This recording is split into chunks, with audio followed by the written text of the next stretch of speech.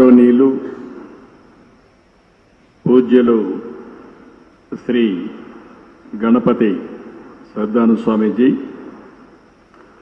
గౌరవనీయులు పూజ్యులు శ్రీ దత్త విజయానంద తీర్థ స్వామీజీ, ఈ సమావేశానికి విచ్చేసిన భక్తులందరికీ పేరు పేరున మనస్ఫూర్తిగా నమస్కారాలు, అభినందనలు.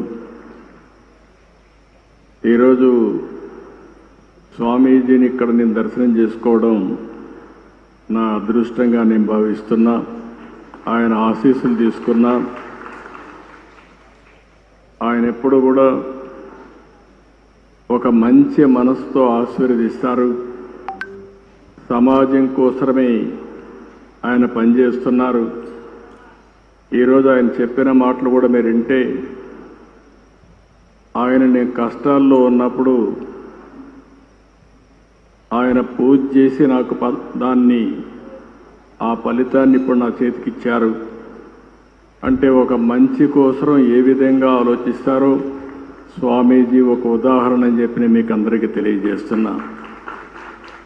వారి జీవితంలో మీరు చూస్తే దత్త క్షేత్రాలు పెట్టి అక్కడ భక్తుల కోసం అనేక సందర్భాల్లో రావడం.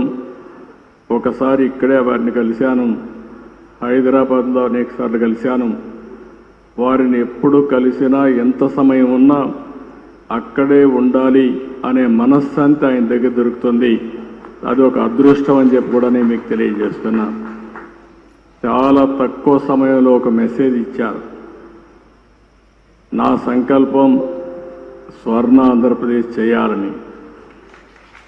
ఒకప్పుడు విజన్ 2020 తయారు చేస్తే చాలామంది సమైక్య ఆంధ్రప్రదేశ్లో తప్పుపట్టారు.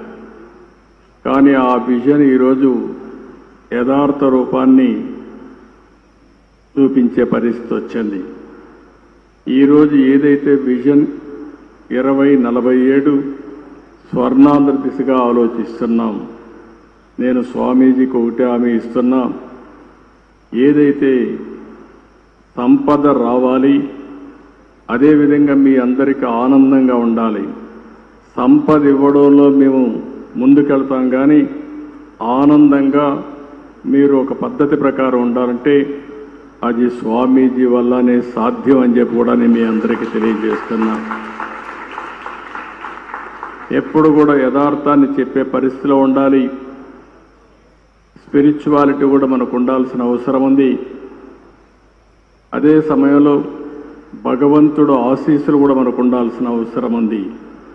ఆ భగవంతుడికి దగ్గర చేర్చే వ్యక్తే మన పూజ్యశ్రీ స్వామీజీ అని చెప్పి కూడా నేను మీకు తెలియజేస్తున్నా. చాలామందిని చూశాం, కానీ నాదస్వరంతో మన అందరికీ సమస్యలుంటే పరిష్కారం చేసే శక్తి ఒక్క మన స్వామికే ఉండడం మనందరి అదృష్టం కూడా. ఈరోజు మళ్ళీ నేను అన్ని క్షేత్రాలు తిరుగుతానని 53 రోజులు ఈ రాష్ట్రంలో ఉన్నారంటే వారు ఇక్కడ ఉన్నంత వరకు అన్నీ కూడా మనకు శుభమే జరుగుతుంది.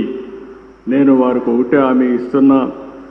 మీరు చేసే ప్రజలకు మంచి కోసం మీరు తాపత్రయం పడుతున్నారు. వారికి దేవుని కృప కలగాలని మీరు ఆలోచిస్తున్నారు. నేను కూడా ఆలోచించేది మీ యొక్క ఆశీస్సులతో ఈ ప్రజలకు ఆర్థిక స్వావలంబన జరగాలని, పేదరికం పూర్తిగా పోవాలని, ప్రజలందరూ ఆనందంగా ఉండాలని చెప్పి ఆశిస్తున్నా.